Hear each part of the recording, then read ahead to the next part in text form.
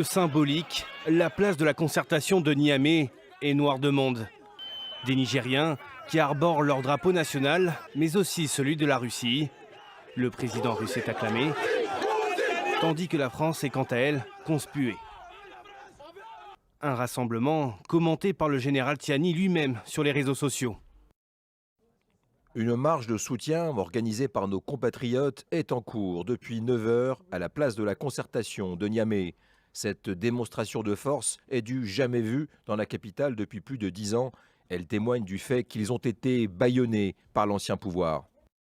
Des manifestants qui défilent ensuite jusque devant l'ambassade française à quelques kilomètres de là. La plaque du bâtiment a été arrachée, remplacée par des drapeaux nigériens et russes.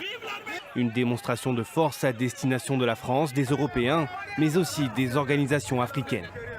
Les gens souffrent dans ce pays-là. Et les Nigériens là ne doivent pas vivre comme ça. Tu vois, non. À l'heure actuelle, tout le peuple là va sortir pour soutenir les pushistes. Parce qu'eux là, ils sont venus pour équilibrer le pays.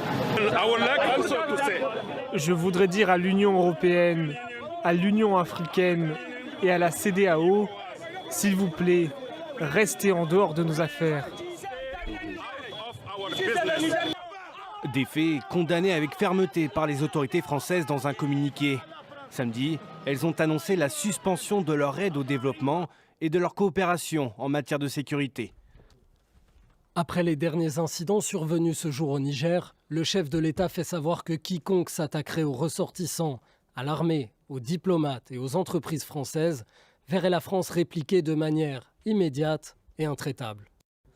Le président de la République ne tolérera aucune attaque contre la France et ses intérêts. Réunis ce dimanche à Abuja, au Nigeria, en sommet extraordinaire, les pays d'Afrique de l'Ouest évaluent la situation après ce coup d'État militaire, avec de probables sanctions à la clé.